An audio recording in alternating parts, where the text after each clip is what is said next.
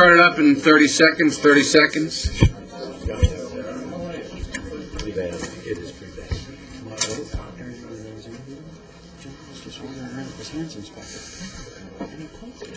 you doing? How you doing? That was a quick year, wasn't it? 2 years. Oh my God. Even quicker. Yeah.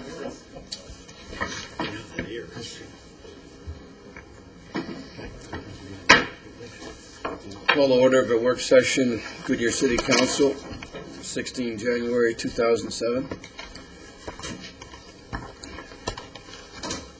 Councilmember Holland is ill and will not be with us this evening. The remainder of the council is here. We have 2 items for discussion, and no action can or will be taken on either. Council will receive and discuss an update on the Public Safety Administration and Justice Facility Study. And I'm not sure who's leading that. Don? Neil? Hello, Mayor and Council. I'm Neil Barton, Public Works Project Manager. I'm here tonight.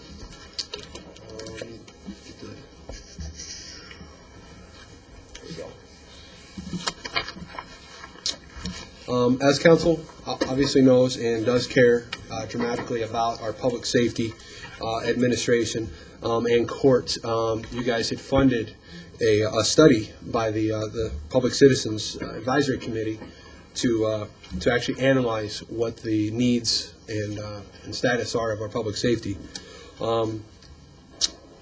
As part of that, you funded it in the current CIP. One of the statements that was obviously addressed that we all heard in that presentation was that adequate facilities obviously need to be made for the Goodyear Police Department as a top priority. Convinced that the new facilities were badly needed. The committee also obviously suggested that they felt that the citizens of Goodyear would be willing to pay a tax for this to actually fund this new facility.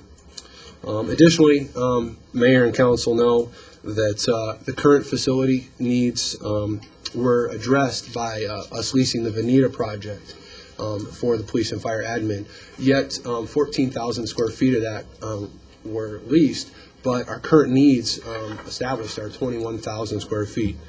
Although there's no funding currently in the 5-year CIP for the admin or the justice facility, it is not to say that during the CIP project that all these projects couldn't compete equally. Also, the study did not include the court justice facility, only the police and fire. This study that was done was also the first step to address the justice facility needs.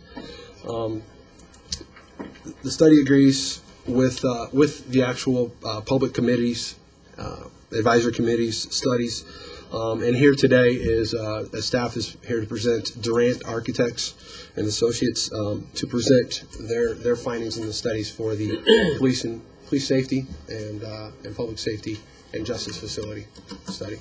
And it's Neil and Scott. Good afternoon, Neil Markovic, Durant Architects, Project Manager, and Scott Boning.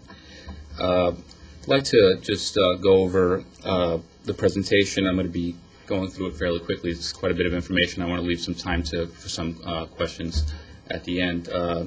And we just want to start off by going over the project process in which we reviewed existing conditions of the police, fire, and municipal courts, conducted staff interviews, programmed space, and developed relationship diagrams throughout the study, as well as developing conceptual project costing. Currently, the population of Goodyear as of 1996 was 10,200 and is currently exceeding 50,000. We're expecting a growth by the year 2015 to reach 140,000 and exceeding 250,000 by 2025. basically, with growth of this magnitude, public safety and court services facilities will have to plan accordingly to accommodate this type of growth. And start off by going over our identified facility deficiencies from our interviews. And start off with police. I'm just going to go over a few of these facility deficiencies to start, and then we have some pictures to further document them. So some examples of these problems are a lack of testing and training spaces, secure parking is an issue, lack of general workspace, and example of no sight and sound separation for adult and juvenile detainees. Just a review of those, and we'll go into some of the images we have here. Here we have a records room in the current police facility, which is clearly overcrowded and really has no room for a growth of staff or of any additional filing to accommodate the growth in the next 10 or 20 years. You have an image there of the training and recruiting room, which is where all recruiting takes place, and multiple use of this room is really inadequate at this point and can't facilitate both things, and is really, well, we don't feel is a great face for the police department as far as the image of the Goodyear Police Department. Next, we have our training room, which is, that's the PRISM training room, which is firearm simulation training. It's basically undersized and presents a scheduling problem, getting the officers to get their training throughout the year, just based on the size of it and how many officers could get in there on the rotation throughout the year. Our armory and workstation here, which is where all weapons are maintained, is overcrowded and lacks storage space and undersized for the size of the future facility and the growth of staff going forward. Unsecured staff parking. The unsecured staff parking is potentially could be a problem when expensive equipment is clearly left out in the open to be tampered with. Police vehicles or currently not secured. And as far as unsecured utility wiring, this is where electrical enters the building in the current facility. It's really exposed, again, for tampering or potential problems. Next, we'll go into fire department facility efficiencies. And of those, we have, just to highlight a few, is lack of proper EOC, Emergency Operations Center, and lack of a dedicated education and car seat program spaces, as well as no public meeting and training room currently. And to go into some of the images, you see here is a conference room. As you can clearly see, this conference room is being used as a storage area and can't be used for its intended primary function, as well as this other meeting area, which is currently being used to store fire equipment and supplies, which in turn makes the meeting area not be able to be utilized for its intended purpose, but also leaves expensive fire equipment exposed out in the open, and where it should be secured in a proper storage area. Overcrowded workstations is a problem as well. Here in this example, we see this is a workstation that's really intended for two staff members. It's being used for 4, and not enough storage space. We have files on top of the workspaces, and the other image is support services, which again is overcrowded and because of the lack of storage. Plans examiner area, with the growth in the city, the plans examiner position is going to grow significantly. The amount of plans being reviewed throughout the year is going to grow significantly.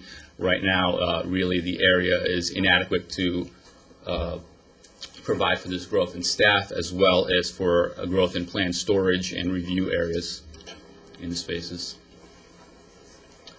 The courts, currently building we're in right now, to highlight a few things. Inadequate lobby circulation is one thing we can point out. Inefficient file storage in general, no secure victim advocate and witness area, no break room, no jury room in the current facility. Some images here. We have a lobby which has inadequate circulation and bottlenecks on days of where you have a large turnout for court dates. It's really, you have people spilling out into this area, creating a difficult situation to get to the service windows. Just generally can't fit the crowd of people. Filing room, you have undersized filing room, can't accommodate for any growth of staff here or any filing storage over the next 10 or 20 years. Shared judge's chamber, here you have the judge sharing his chamber with other staff, which is really not customary for a judge's chamber, just for privacy issues. Judges customarily in comparable city facilities have their own chamber, and that's not the case here in City of Goodyear. Court administrator as well is sharing an office and also being used as a scan station and printing area. And again, it's just customary, not up to standard for for a court administrator who would have his own office for privacy issues.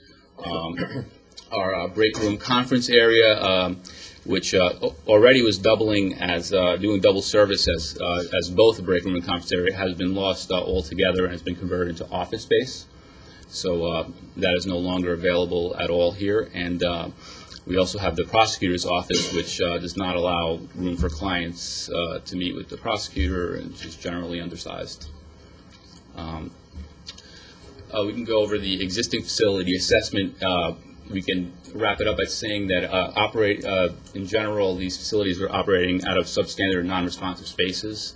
Efficiency and morale in these departments tends to wane in light of the situation with the space. The ability to attract new and capable talent to the departments becomes more difficult with outdated, efficient facilities. And in this case, to illustrate in the police department, the recruitment room, which is, like I said, the face of the police. That's the room you enter. So that's a good example of that point. Many standard operational and training amenities comparable to other similar growing cities do not currently exist.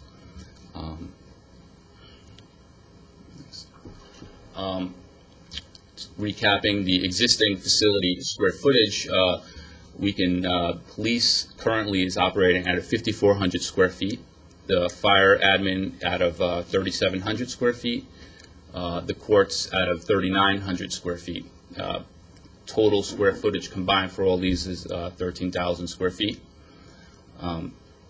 Based on our study for 10-year program needs, we're looking at about 66,000 square feet as a need for police, about 38,000 for fire, about 39,000 for courts. 36,000 for courts, coming up with a total of 140,000 square feet combined facilities. In the 20-year need, we see a jump up to 72,000 for police, 48 for fire, 39 for courts, combined to about almost 160,000 square feet. And we see the great deficiency that's pointed out between the current state of the square footage and where we feel and the department feels we need to be to accommodate the 10-year need. The number from 10-year to 20-year in the program space needs is a minimal increase in square footage total that's needed, and that's primarily because once in the 10-year needs, once the spaces, the shared spaces are implemented, it's really staff increase that in admin areas that accounts for that jump from 10 to 20. So that's a minimal amount of additional square footage needed. Our site requirements to accommodate these facilities would be 10 to 12 acres, central location, multiple access points for police, fire, and courts.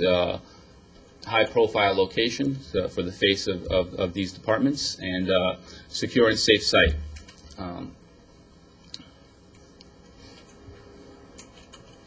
We evaluated 5 sites during the process. City Center Park site on Litchfield Road, which is here next to the municipal courts. Lower Buckeye Water Plant site, the existing City Hall site and what we're calling MC 85 and South Australia Parkway site. Our recommended site from the study is the MC 85 and South Australia Parkway site, and our reasoning for that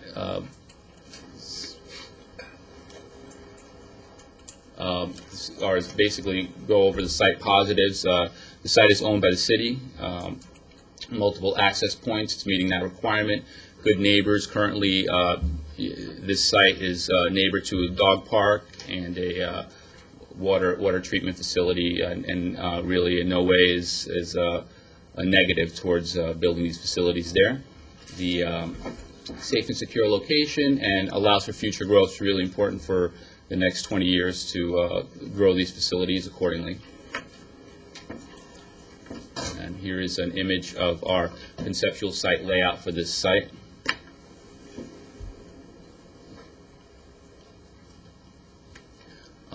Next, we're moving on to conceptual cost estimate. Could you go back to that? Oh, please? sorry about that.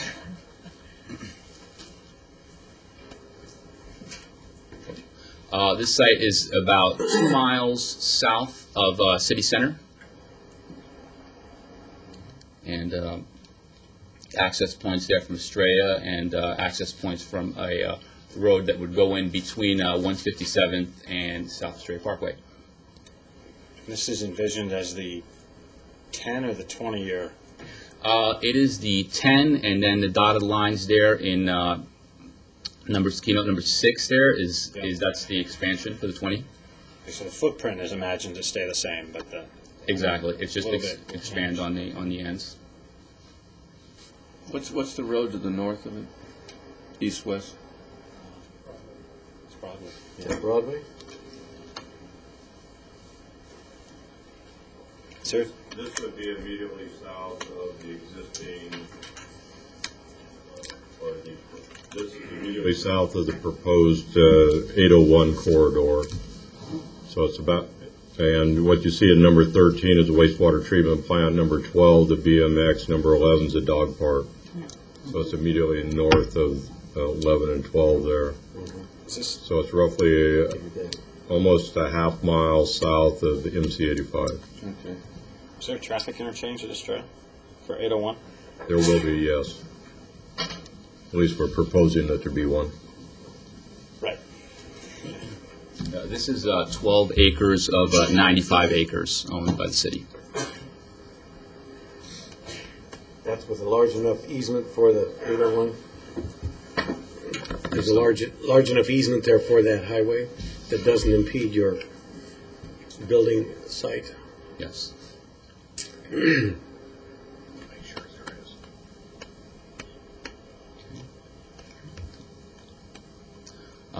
Conceptual cost estimate.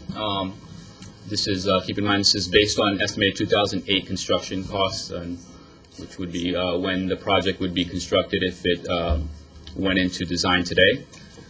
For the public safety facility portion, we have approximately $26 million. And for the municipal court, almost $11 million, with a total of $36,943,214 for a combined square footage total. Now, these also don't necessarily have to be together, the courts and the police, and we just combine them here for the sake of compiling a total number of construction costs. And 20-year, we go up to about almost $30 million for the public safety facility. That's fire and police combined, and municipal court at 11,000,006, with a combined of $41,386,000. And there again, to reiterate, you have about a $4 million increase for between 10 and 20, primarily because of the small growth for staff admin areas.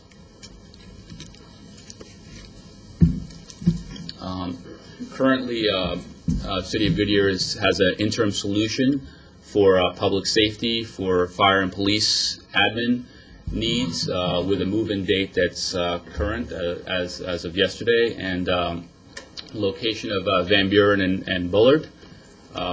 Square footage of about 14,000 with an annual lease cost of $328,748.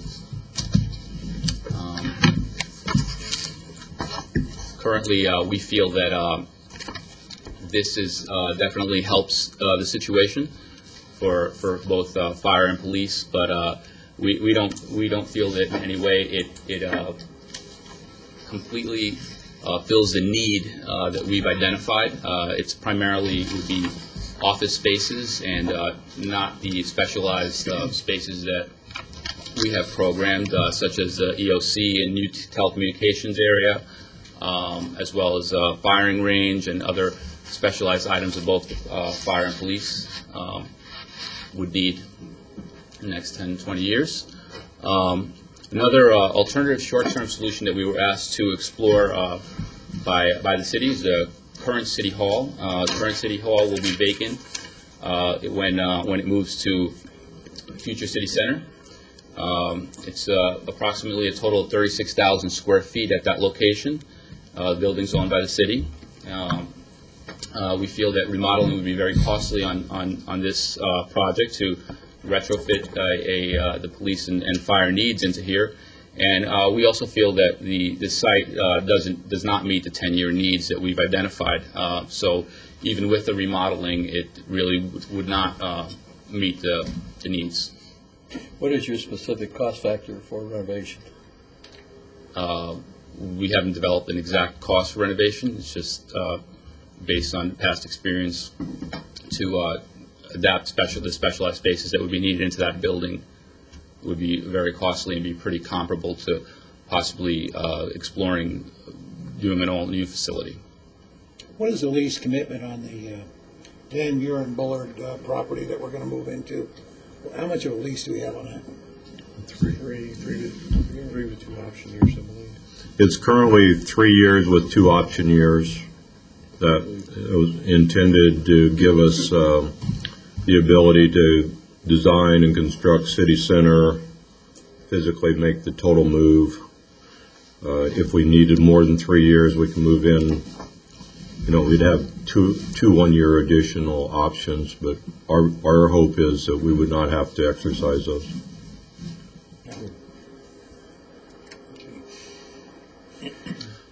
Project funding. So it's currently we're showing no funding in the 5-year CIP for public safety or courts. Other projects could possibly be postponed to provide earlier funding for the police department and municipal police, fire, and municipal courts. Phasing could be based on funding availability from bonding authority and capacity based on specific funding that could be made under related bonds. Another proposed idea that we'll be speaking about today is alternative project delivery methods. We have to speak on this topic Ed Eastridge from the Public-Private Development Collaborative. Good afternoon. You, like a lot of rapidly growing cities, are trying to figure out a way to get things that you critically need now but may or may not have the funding available for them. And you're all ready to the logical first step, which is what can I do to provide myself with an interim facility? Ideally, you'd like to minimize the expense of that interim facility and be able to make those proceeds go towards a more permanent solution if you could possibly do that. One of the ways to do that is to look at some alternative delivery methods.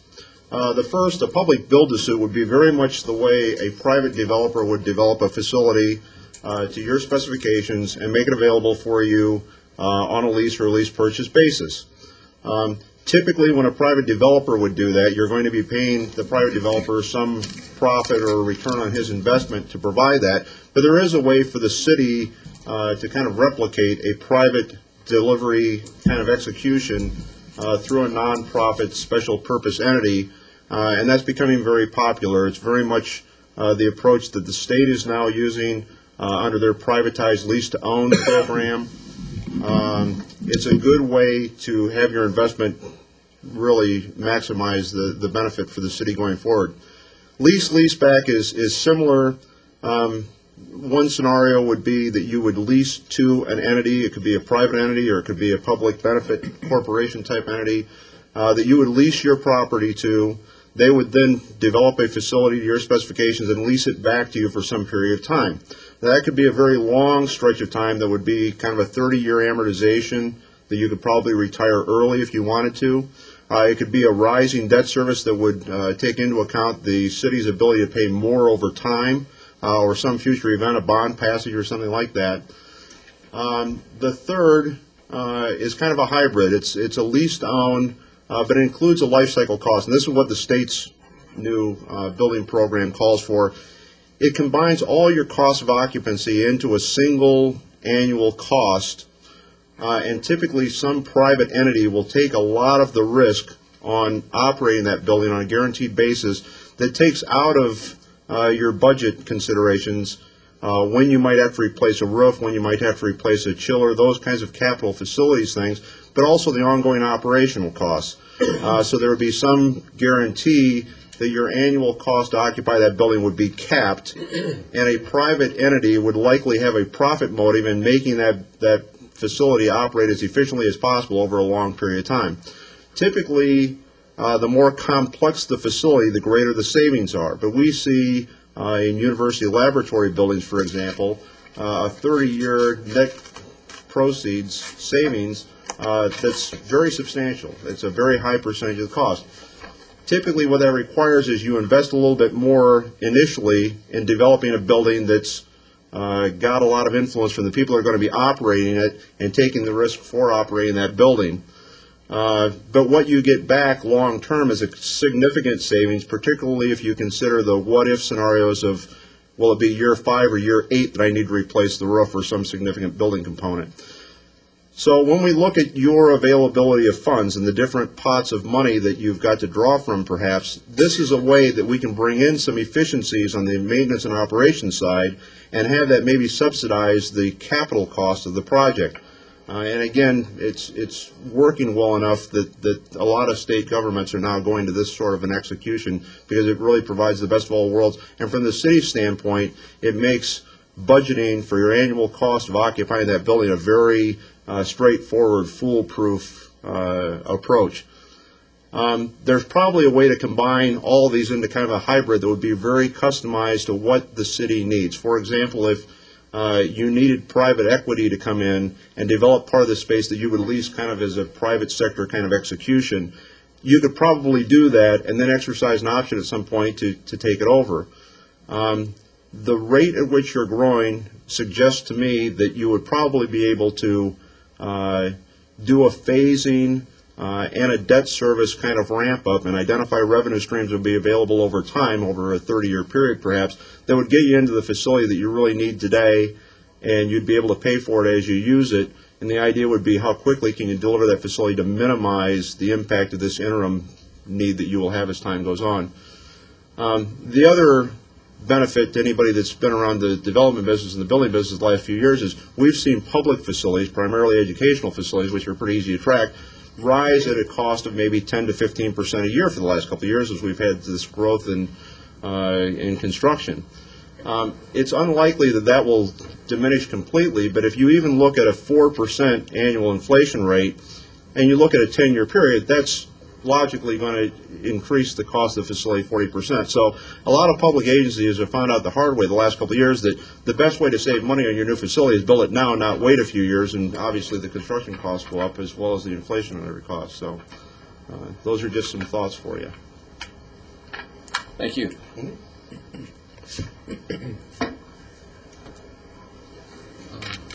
To go over Durant's overall recommendations from the study. We feel that building for the 20-year space needs is the approach that should be taken based on the escalation that would be incurred from building the 10-year to the 20-year plan. It's more economical to build a 20-year space needs based on that approximately $4 to $5 million difference in building the full-size facility. Recommendation of the NMC 85 and Estrella site, again, and the consideration of alternative project delivery methods in order to have these facilities today rather than too far into the future.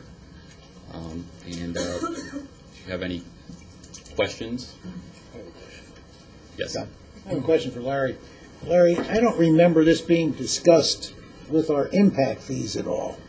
And gosh, if there ever seemed to be a good example of growth paying for growth, I would imagine this would be it right here, as good as any we've seen. Would you comment on that? The public safety administration facilities were included in the out years in the impact fees as part of the capital improvement plans. I don't remember if it's specifically at the dollars that you've seen tonight. I'd have to look in that report, but there was consideration given in those impact fees as part of the public safety costs in both cases for these facilities. So it might be that we've already allocated through impact fees the money to do this then. Yes, through future collections, obviously, of those fees. In other words, we haven't started collecting them, but at that level, and it takes us, could take as many as 10 years' growth to collect that money. Yes, but if the potential for the money is there, Yes. the financing of this project becomes a lot easier. I would That's imagine. correct. Yeah. And so we really ought to look at that, and we ought to have some specific numbers. The numbers that are available to us, the revenue that's available to us in the form of impact fees in the next 10 years, and the cost to do this over that 10-year period. I think that would be interesting information for this council to have. Okay. Larry, while you're there, Yes, sir. yeah. There's a comment made regarding public safety tax. How would that type of tax affect the total community? I would suggest that you wait for the report from the Public Safety Advisory Committee before we discuss that. The way it was presented earlier, I had heard it a little different from the committee, and I think I'd like to hear what the committee's recommendation is before we have that discussion. Okay, thank you. And also, you want to know what the potential is from impact fees alone before we start looking at Yes. another tax here. Yes, I would agree with that also. On the, just a couple of questions or comments. Would you be co-locating a fire station at this facility? We have not programmed a fire station at that facility currently. Was that even a discussion during your process? Did you get, I'm looking for Chief in the It's the background. administrative part of it. I mean, I know it's the administrative part of it, but, and We- sometimes you see it co-located, sometimes you don't. Sometimes I wasn't sure if there was a cost benefit to doing that if we co-located. Mayor, Councilmember Antoniak, that's been discussed in term with the public safety training facility, but not an administrative facility. Okay. And then the gentleman's discussion about the alternative project delivery methods, as we get into that, not a question specifically, just the data, if that can be provided to us. I mean, it's great to have the discussion about it and see 3 bullets and have you up talking to us, but some real-life examples of how that's worked in other cities and legally, how that works within our procurement model in this state would be some information that would be beneficial to have. And then I think that's it. I think For me. Councilmember Antoniak brings up an interesting point here. I was under the impression that, and Chief, correct me if I'm wrong, I'm under the impression that your desire is to separate administration from the functioning part of the fire department. Is that not correct? I tried to make you get up, Chief, but You've had a hard day. Mr. Vice Mayor, Councilmember Scott, not particularly. We just needed to afford the consultants the flexibility to look at what the actual scope was and not limit them to having to locate it near a fire station, which is, as you know, kind of dictated by response time. Certainly, if this was co-located near a fire station, we'd support that. It felt like it would be the wrong thing to do to kind of require that in the scope of this project, so that wasn't done. Well, that's an interesting piece of information, because then, since you've said that, then maybe we have to go back to the drawing board here, and maybe we've got enough property, I don't know, around one of our existing fire stations, Yuma or wherever, where we could put this kind of facility as far as fire support administration where an existing building is now. I don't know. I'm just throwing that out. I can tell you the existing fire sites that we have fire stations on them, and we don't have enough land to co-locate that. But perhaps for future sites, that very well could be an element of the selection process for the site. So the fire administration building, you want that separate, you don't want to combine that with police administration? Is that what you're telling us? No, No, ma'am. okay, Let me be okay. real clear. I'm sorry. Okay. Now, let me. I thought the question was, would there be an objection to fire administration being on with direct adjacency to a fire station? The answer to that question is there's no objection to that whatsoever. We just don't feel it's necessarily required if that's just not something we can do. Now, that also holds true for your training facility, or is that true? Your training facility is a little different. You want that separate, wouldn't you? Because the character. Vice Mayor, the training facility, we again do not require that it be adjacent to a fire station.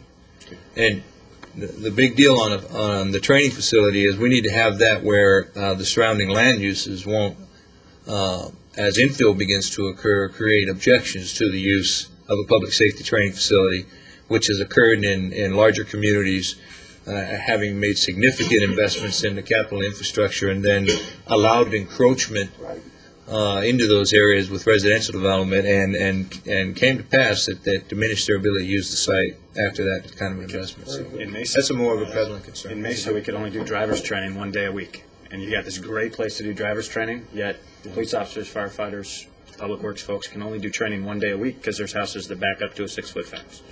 Let's not get into that one. Yeah, don't want to do that. We don't want My- to copy that one. My question about the co-location was just, if we found a need, say, if our preferred site is MC 85 or what we're deeming South Estrella Parkway, if we found a need for a fire station in that area, obviously you have support services, it would make sense to co-locate. Police stations are very much individual and mobile vehicles, and obviously you have substations, but there's a lot of support activity that goes on at admin that a station could also benefit from, and it would make sense to co-locate.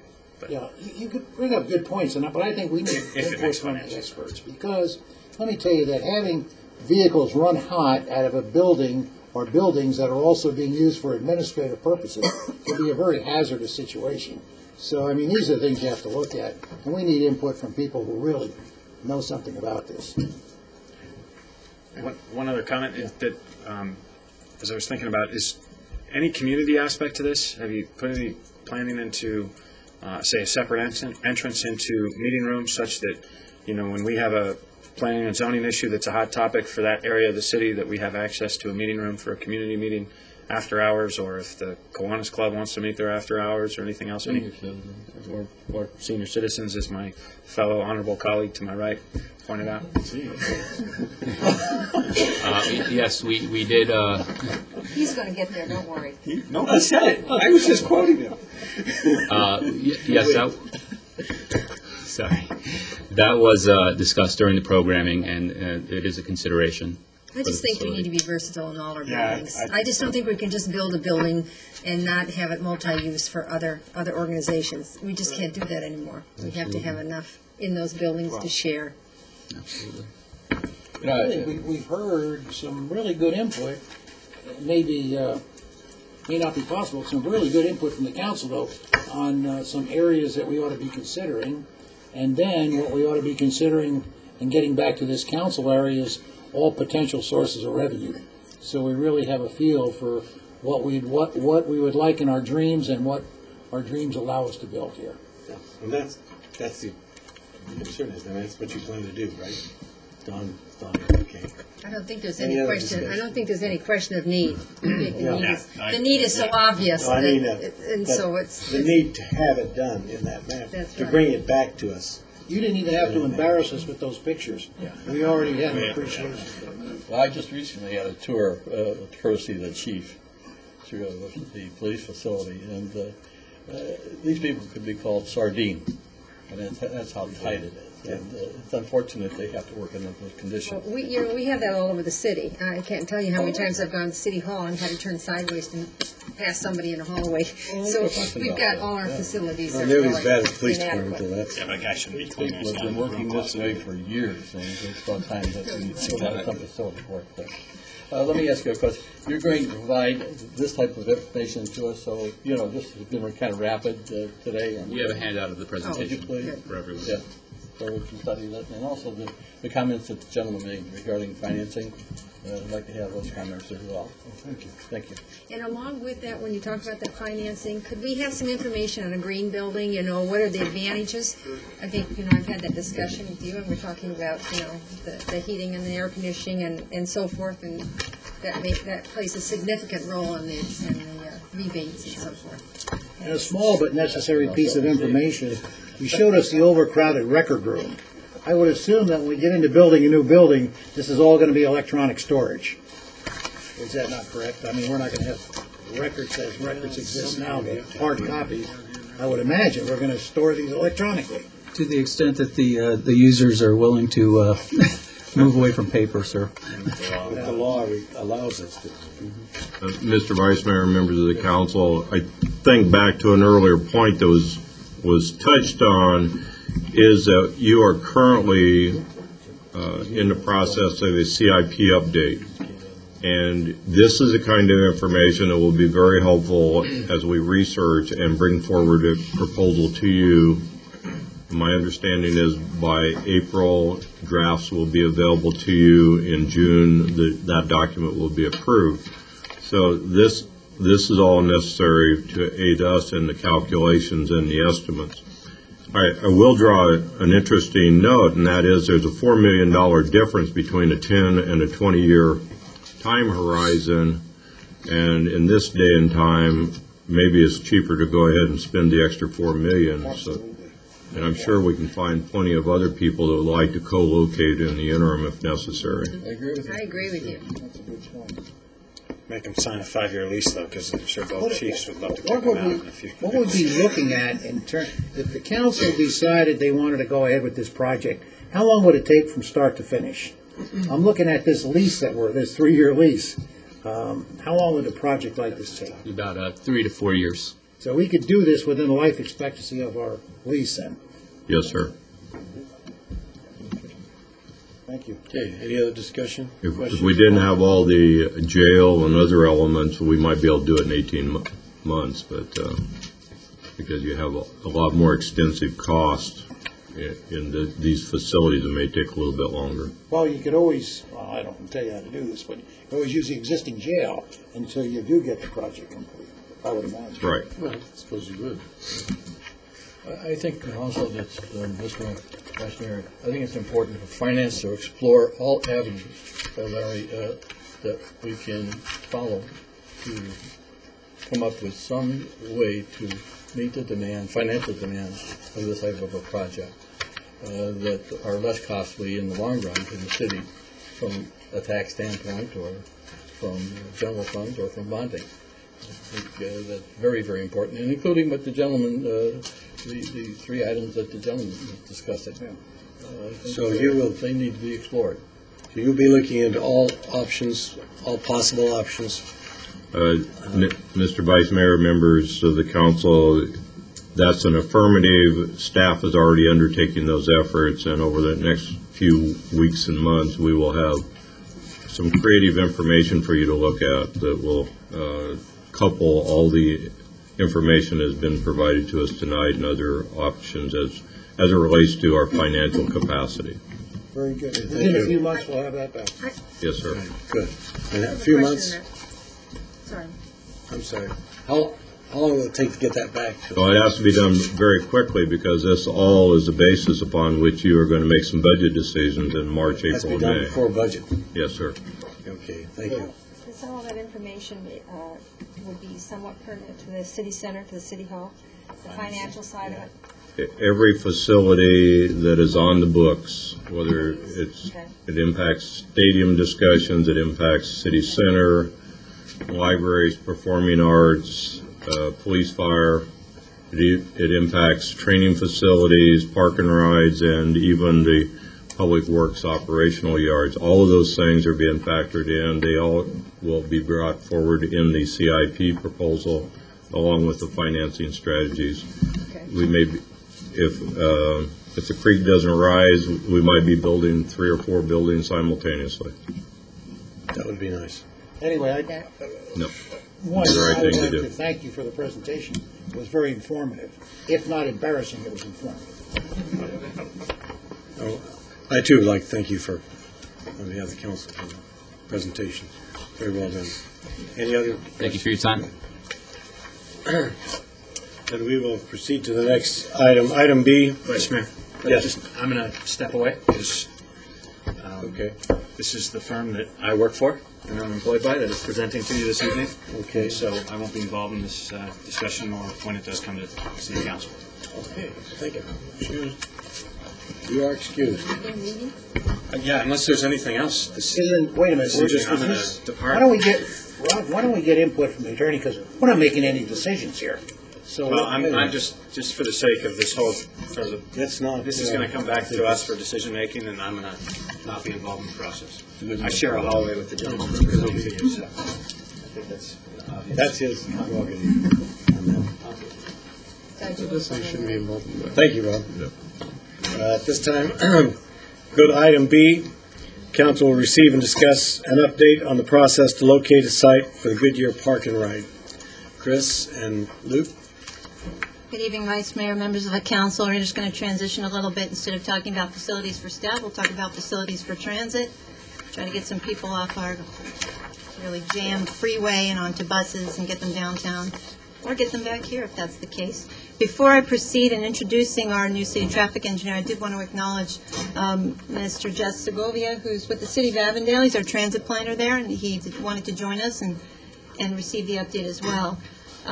We share a lot of this information with our continuing partnership in the START route, the START group, cities of Litchfield Park, Tolleson, Avondale, and Goodyear, and Phoenix. So we're keeping everybody informed on the process. And I'm going to introduce our new city traffic engineer, Luke Albert, who is a registered professional engineer and a professional traffic operations engineer in the state of Arizona. He's been a traffic operations engineer for 8 years, and he joins us from Kirkham Michael. He will be assuming some pretty major projects for the city, including the I-10 widening, 801, the 303, and the Bullard TI, which you'll be starting to see some dirt move on just this year. Sorry, what was that? The Bullard TI. So we're going to assume responsibility for both this project. I will be continuing my involvement for the transit side of it, and I'll introduce Luke so he can tell you a little bit more about where we're at on the park and ride. I'm sorry, the Bullard Traffic Interchange. Okay, traffic interchange, right. And we'll be moving forward to construction this year. Figured that. Sorry That about was- that. Luke?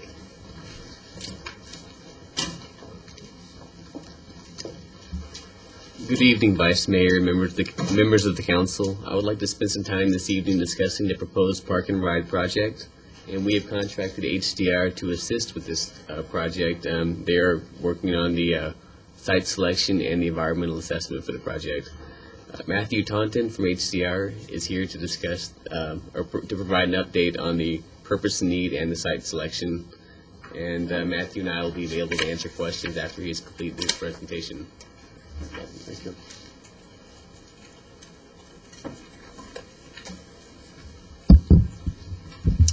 Vice Mayor, members of the council, pleasure to be here. My name is Matthew Taunton. I work for a company called HDR SR Beard and Associates, and we're a transit planning firm. What I'm here to talk to you about tonight is the Goodyear Park and Ride project. This project's been on the books, so to speak, for many, many years. It's finally coming to fruition. There's a lot of exciting components related to transit that I'll also talk about tonight.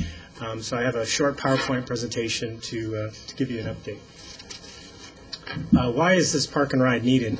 Well, pretty much you just need to drive on I-10 to figure this out. The main reason for the park and ride is to support existing and future transit service in the corridor. Now, a lot has changed in the last 5 or 6 years related to transit in this region.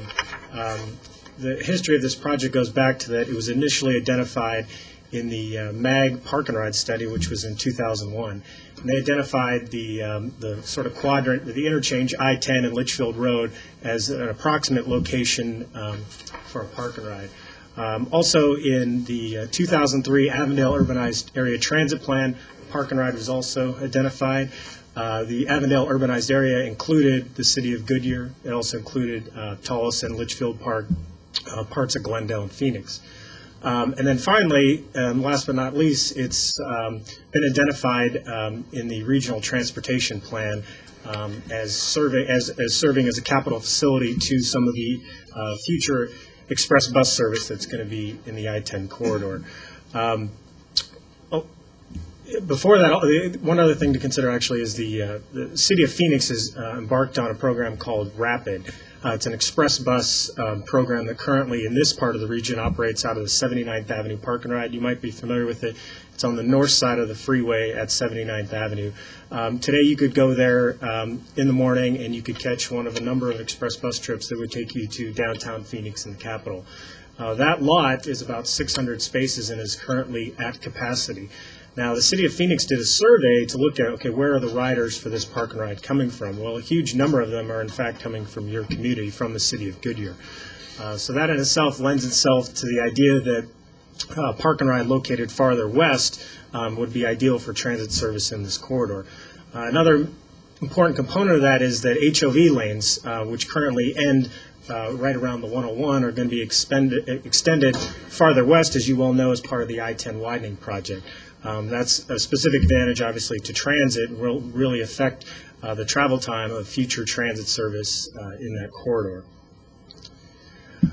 There is a regional park and ride standard that the Valley Metro Regional Public Transportation Authority, of which your community has recently become a member of, they have a standard that they use for regional park and rides. Now, just to summarize, the characteristics are approximately 500 or more spaces, close proximity to a freeway, easy bus and vehicle access, and then access to HOV lanes. So, and in terms of amenities, covered parking was once only considered on portions of the site due to cost, but pretty much now it's considered standard that at any park and ride facility you're going to provide 100% coverage for parking.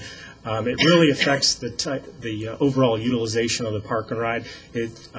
Based on surveys done with passengers, it's usually considered the #1 criteria in this region for a park and ride. So I would also include a drop-off zone, which is otherwise known as a kiss and ride. So, we established a site evaluation criteria, included a number of things which are shown here in the bullets. That would differentiate between the various sites. Capacity, bus service, access for both vehicles and buses, compatibility of the park and ride with surrounding land use, what's the impact of congestion relative to vehicles getting to and from the park and ride, are there any environmental issues with the site, and then the big one, of course, are the last two there, which are costs, the capital cost of building the facility. Most of the capital costs, or most of the costs associated with these facilities around the region is in acquiring the property. So it's not in actually constructing the facility itself, it's acquiring the property. Now, many of the early park and rides that were built in this region were actually built on ADOT remnant parcels, but those have kind of gone by the wayside. And then also many of the pieces of property that were identified in that MAG 2001 park and ride study are no longer exist, or basically priced at such an amount that they can't be used for the park ride. The last is also is a critical issue, which is support from this council and then your community that you represent. There's two levels of evaluation when we looked at these sites. The first one was considered a Tier 1 evaluation, which is we just looked at a conceptual list of park and rides. You'll see on the slide here and then also in the handout that I gave you that there's 7 locations that we looked at initially. The study area for this was approximately, to orient yourself on this map, I-10 is running east-west through the center. Dysart Road is on the right-hand side, and then Estrella Parkway is towards the left there. Now, the sites that we looked at were primarily oriented around 3 interchanges: the I-10 and Dysart Road interchange, the I-10 and Litchfield Road interchange, and then the I-10, the future Bullard Avenue TI that Chris mentioned. So these sites varied in character. Obviously, as this aerial shows, there's a lot of vacant land there today, but as you well know, probably from updates from your Economic Development Department or whoever, that much of this is slated for development, and in many cases these parcels are spoken for, in essence. So these sites, though, we initially came up with staff, and the primary reason for their selection was these sites would allow transit to function efficiently in the corridor. Now, to give you a little kind of background on how this would work, you have to think long-term here, in that most of your transit service that you're going to have that operates in this corridor out of your park and ride initially might start at the Goodyear Park and Ride in the future, but long-term, you're going to be sharing transit trips with communities to the west, so Buckeye. So easy on and off access for the bus is critical, because ultimately, the Goodyear Park and Ride is going to be one stop along sort of a long list of park and rides in the I-10 corridor. And then ultimately, when you have other projects such as the SR 801 or 303, there's going to be services on those corridors. All these park and rides are the draw areas of them are much larger than just what's in shown on the screen here. From the Tier 1, after looking at those sort of Tier 1 options, we narrowed down to 3 sites that we wanted to look at in more detail. Site number 1 was located on the northwest quadrant of the Dysart and I-10 there. It's actually in the existing retention basins that you've seen there. In order to do that, you would actually need to fill a portion of that basin. That basin is currently owned by the Flood Control District of Maricopa County. Site number 2, or excuse me, the second of the 3 sites that's actually listed as site number 3 here, is the site that's on the Auto Mall test drive there. And this was a site that's looked at sort of at the back of that complex. And it's in the center of that drawing there. It's angular in nature. And then the last that we looked at for the second level evaluation was at the southwest corner of the Litchfield Road and I-10 interchange. The rule of thumb when planning for a park and ride is that you usually have about 100 spaces per acre. Most of these sites ranged in around 10 acres. That accounted for up to maybe 800 spaces if you wanted, and then also the associated drop-off facilities for buses and cars, and then whether or not there's any landscaping retention. It would really depend on the design of the individual site. Our recommendation for this study was that site number 1 be considered as the future location of the park and ride. That's the site that's at the northwest quadrant of Dysart and Litchfield Road. Now, the primary reason for this is the property acquisition cost. That site is currently owned by, would still need to be purchased from McFlood, but essentially wouldn't be at a market value rate. So it'd be a transfer in essence. So being publicly owned right away is really critical to getting this project in at the budgeted amount.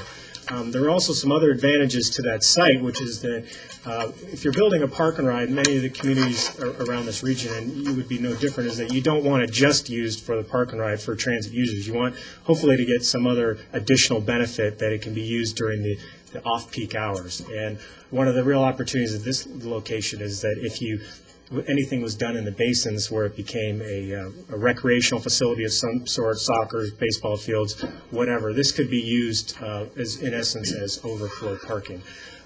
We like the site because there's an existing traffic signal, quarter-mile traffic signal just north of I-10 on Dysart Road that provides access to the facility, and it's also on vacant land, which is another benefit. So.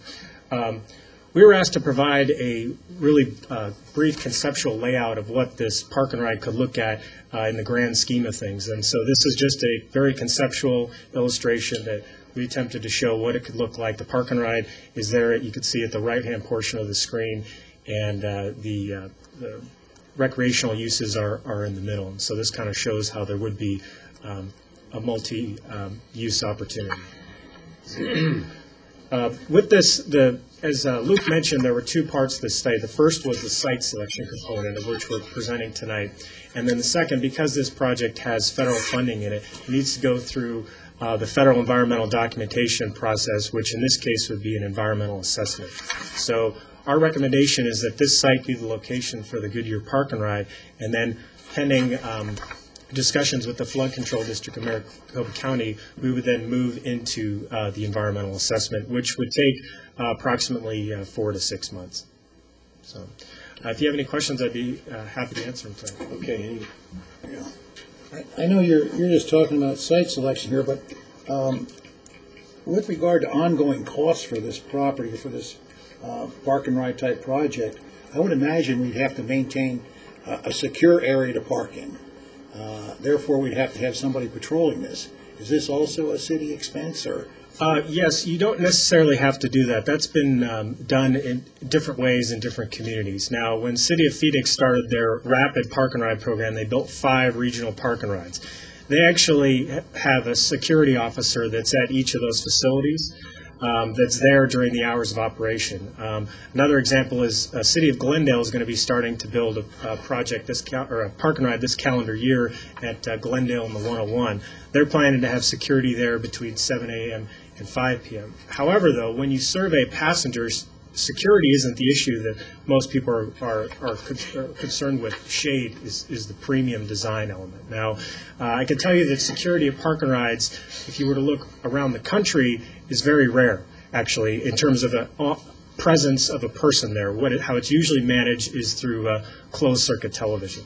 So you would have options, and this would all be addressed during the design phase of, you would have various options for how you wanted to treat security. So it's really catered towards the community itself. But in this case, it would be a City of Goodyear expense. And as with the liability associated. Correct. Thank you. Mm-hmm. Why did you brush over the Bullard site? The Bullard site. Yeah. We went through, and we came up with those initial 3 options. We were shown what the future interchange is going to look like, and we met with the Economic Development Department, and we were basically shown existing and future development that was going to be occurring at the site, and we were more or less, based on that, the cost, the ability to acquire that property would be at such a premium that it would be beyond the budget of this project. So, but logistically, I should say, it did work. So, I was, approaching it from this angle, that it could be built at the same time that we are constructing the Bullard interchange. And then again, it's really centrally located because you're talking about Buckeye people. They're going to possibly using this facility on their way to Phoenix, and also the Avondale people. It would be centrally located, as well as Goodyear. And I agree. So you think basically that you didn't consider this because of the cost of land? Is that the idea? Primarily, yeah, right away. The other issue, though, you bring up a good point about with other communities, and actually why Dysart was considered really ideal, because it would serve Avondale, because today Avondale has 2 express bus trips that they fund to downtown Phoenix that could be potentially reoriented to serve this park and ride. They also have funding for express bus service in the regional transportation plan. So it'd be advantageous for Goodyear to site a facility that would be able to be served by Avondale-funded bus routes, in other words. So it would provide more trips to your community, but you wouldn't essentially be paying for them. Bullard was a little farther west. We were just concerned. The way park and rides work is that people drive as far until they reach a point of congestion. So they want to drive as far as they can in. And so typically, if you're going to err on the side of where a park and ride should be, it should be farther in than farther out, if that makes sense. So that was another reason why we looked at Dysart instead of Bullard. But again, though, it really gets back to the cost. Cost of land is really what drives the locations of park and rides in this region. Did you think also tax generated? I'm not sure I'd want to take that valuable land over there by the shopping center.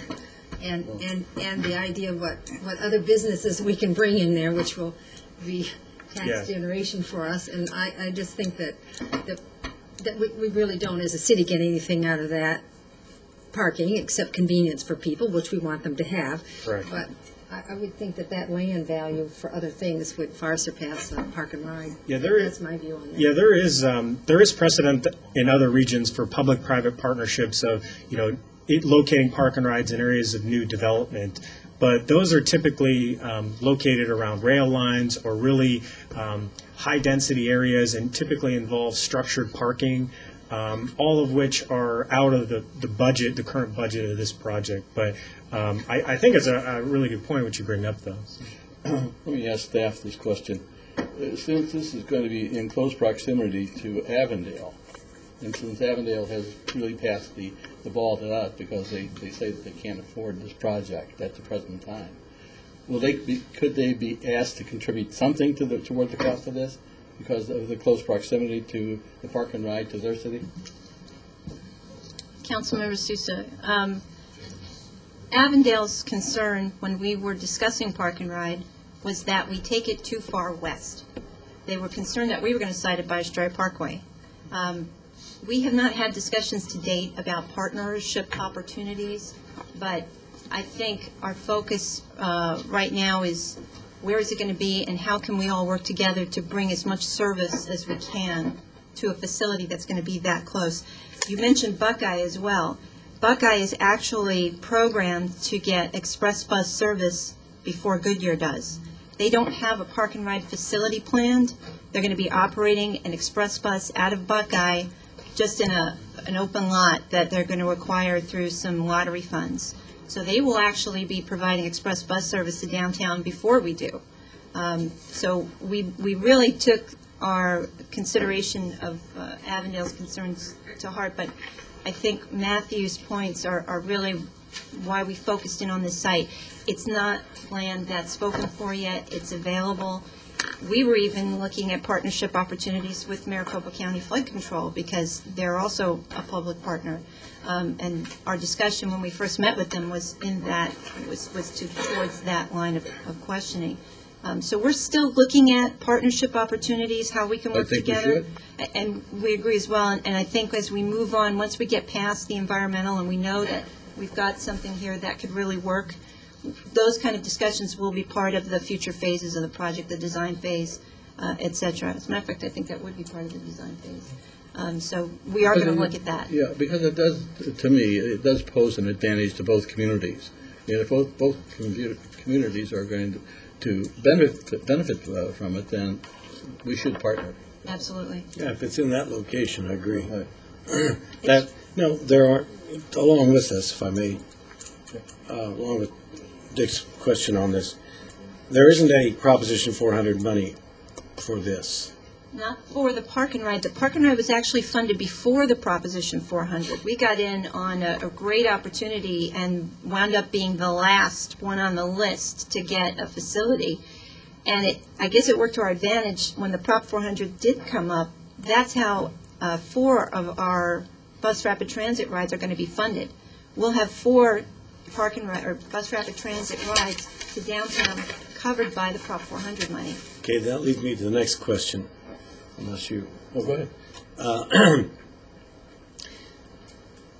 These park and rides, starting from this position, if this is chosen between Dysart and Litchfield Road, and if that site is chosen as the site for the park and ride, that bus will go all the way downtown, or will it just go to 79th and transfer to another bus at 79th?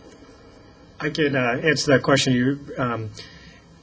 The way service would work in this corridor would be similar to how it would work in other corridors around the region, which is that it varies by the peak hour, but you can pretty much assume that the service is going to go all the way to downtown Phoenix. Now, in the regional transportation plan, they show an actual route that ends at 79th Avenue. However, City of Phoenix has no capacity at their 79th Avenue park and ride lot. They don't want to dump additional trips there. They want that bus going all the way downtown. So the way this service works, it's like building blocks. The most trips will be out of 79th Avenue. Then the next most will be out of the Goodyear Park and Ride. And then the lowest amount will be out of Buckeye. So it kind of builds as you go along. So it makes sense that when you take communities like starting with Avondale, Goodyear, and then Buckeye, that if you can find a central location, and this could be bus or light rail or heavy rail or whatever you want to use, it would seem like from that location, you would want to go all the way downtown and not have any stops in between, because people won't ride it if there's so many stops that it's going to take forever to get there. And the market for this, I mean, has shown, the best example is the Pecos Park and Ride that's in Ahwatukee. You can catch a bus there, and it's nonstop to downtown Phoenix and HOV lane the entire way. Well, that would be the same case here. And when you get into that kind of environment, you're providing a real travel time advantage over the general purpose lane, a real travel time advantage for transit. So one of the critical elements of this site is when that slide that said the regional standard was for 500 spaces. I mean, the layout we had shown here was 800 and something spaces. I mean, I can assure you that this facility is going to be one of the most highly utilized in the region, based on its location, the amount of service that's going to be serving it, and then also the fact that it has an HOV connection the entire way. Now, there's another piece of this puzzle that's critical also, which is that Valley Metro Rail is considering a light rail extension in the I-10 West Corridor to 79th Avenue. So 79th Avenue is really going to be a big kind of transit multimodal location, but it's also going to be very overwhelmed, I guess is the term you could use for it. So you always, the plans are weird how they show the service, but you can be assured that the service operating out of this park and ride will be nonstop to downtown. Now, in reference to that light rail, I know we didn't want to get into this, but I didn't want to go that far. But since you mentioned it, we bring this out to 79th Avenue. That's not in the Proposition 400. That would be a next proposition. No, that is funded through Proposition 400. It couldn't be because it wasn't on the program when it was taken to the voters. Matthew, he means from 79th west to... Oh, I'm sorry. Yeah, I didn't understand your question. Correct, it's not in there. What's shown is all the way from Phoenix to 79th Avenue. Anything beyond that has not been planned. I don't remember planned. seeing that even. Oh, yeah, that's in there, yeah. That is in the proposition? I'd be happy to well, provide you that then that information. leads me to say there is then the possibility in the years to come for a break off that line. I know they plan on going north to Glendale from there, but to break that line and also come into Goodyear on another, I mean, it could come all the way to Buckeye for that. Yeah, and that's one of the things that one of the critical components to this is that really the site be located right adjacent to the I-10 freeway corridor. And what we really liked about this site number one and the retention basin was that it was, if this property is transferred, I don't know the correct term to even use, or purchased from flood control district, I mean, this would be a large tract controlled by the city where you would really be you would control your own destiny with that location. We felt it had the most opportunity in the short term for the benefit of transit, and then also the most opportunity long term. Okay. So. Then I have one more question along this, if I may. Well, how did you come up with the 500 plus parking spaces? That actually, that's from the 2001 MAG Park and Ride study. Okay. So what that study did was, at that time, there weren't really any. 79th Avenue was actually the only publicly funded park and ride in the entire region, and that was built as part of the Papago Freeway. And so 500 spaces was used as the planning term of what is a regional park and ride facility, because a lot of these park and rides that were around the region were really small 100-space lots that were shared use agreements with private developers or commercial shopping centers. And so really, based on the level of service you're going to provide, if you're going to provide a number of trips, bus trips per hour, you need to have something that's in that space range. That's great. Well, I appreciate that. And I too like that selection, because I know we've discussed this many times in the past, my goodness, since I've been on the council, about that being that flood control area there being another park for fields. And as the city manager knows, that's come up many times at city council meetings. But that would allow us another whole area for parks with the parking adjacent to it.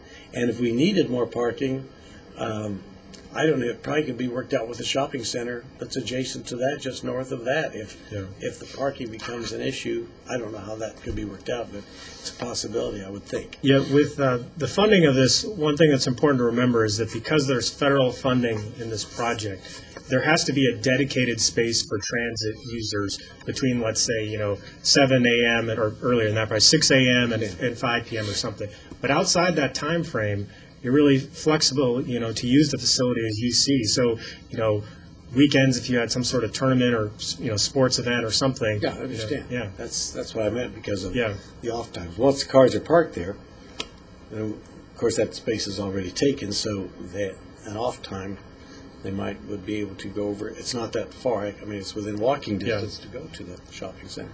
Anyway, just an add. Yes, sir. Are you done? I'm done. Question, when you talk about downtown Phoenix, what will be the endpoint here? Where will this go to? Well, there is all the routes that operate in the I-10 corridor use the identical routing, which is that they take the HOV lane all the way along I-10. They get off at the Fifth Avenue HOV ramp exit there. Then they circulate, they hit downtown Phoenix first, and then they go to the Capitol afterwards. And is there any connection to the airport from there? From the connection to the airport, you could do a number of ways. You could transfer downtown to a bus, the Red Line, for example, that goes there, and then starting in 2008, you could transfer to light rail on Central Avenue and First Avenue and go directly to the airport. The light rail doesn't go to the airport. Well, it goes to a station located at 44th Street approximately that's close enough. If Sky Harbor builds a people mover, someday we'll serve that. But it'll be shuttles in the meantime that serve that station. Thank you. Thank you. Yeah, go ahead. Right. If this site is selected, it's in close proximity to the expansion of I-10. Is that going to impact at all on the site at all? No, it won't at all, actually. And if anything, it could provide some opportunities for the way this site is designed. Right now, that interchange, as you know, is a substandard. It's a kind of a steep grade for the on-ramp. The I-10 rebuild is going to change all that, and actually there could be an opportunity for what's called a slip ramp for buses to access the facility from a secondary location. So from this layout, it looks like it's pretty cramped in there. Yeah, it is tight, but there is room actually. Is there? Most, Okay. yeah. Even with the expansion. Yes. Okay, thank you. Anything else? Mr. Vice Mayor. No, I'm fine. Okay. Yeah. Another consideration is that when you select locations, you like to have north-south connectors. Bullard Avenue has a dead end, Luke Air Force Base. It has a dead end south, the airport.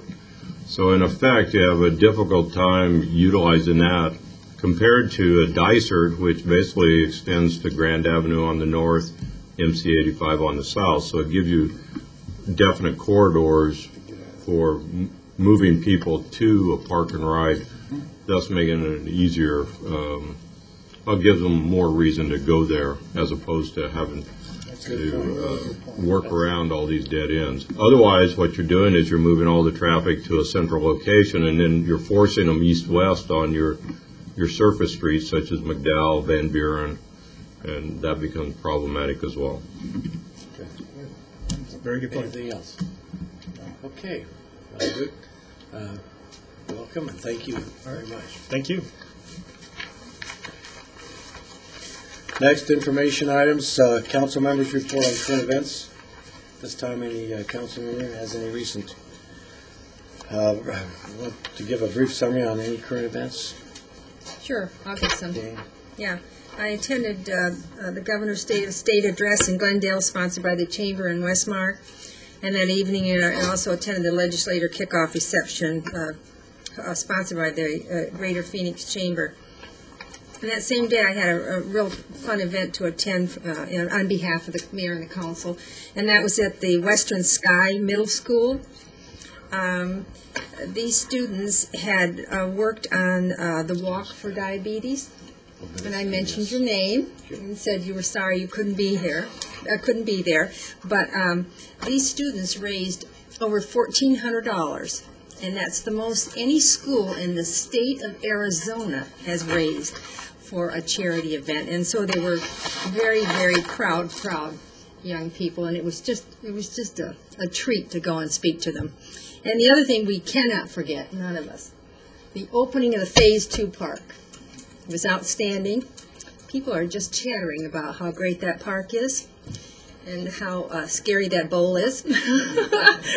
And I just want to thank everybody that was connected with that for just an absolute fantastic job. I know Brian Barnes kind of took it by the helm, and he's not even here, is he? Well, that's too bad, but no, anybody that has not been there, please go visit our park. It's just fantastic. Did you want to comment on a demonstration in tennis? I want you to know that he doesn't know tennis, because if you want to have a good tennis serve, you serve it low over that net. You don't lob it over the net. I'm sorry. I'd like to see how Mr. Mackey, how proficient he is. Yeah. But anyway, we really thank staff. It was really a great job. Great opening. Manager, summary of current events and reports. Each of you as council members have been invited to festivities tomorrow, which started at 11 o'clock with a special council meeting at the Hampton Inn and extend into the afternoon. And if you have any questions, please contact Susan or Nadine regarding the particular schedules that are going on.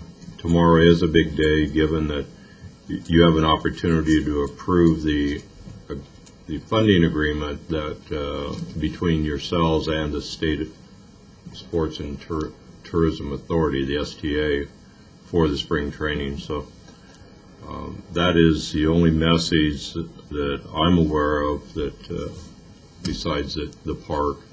And it's very nice that it was on a warmer day than the last 2 days had been. And no rain. And no rain, yes. I think it should be pointed out that tomorrow's meeting is a public, open to the public meeting because it's official. Tomorrow is a special meeting. It's open to the public. It's been posted, and the public's welcome to attend, and there's been press releases by staff so saying.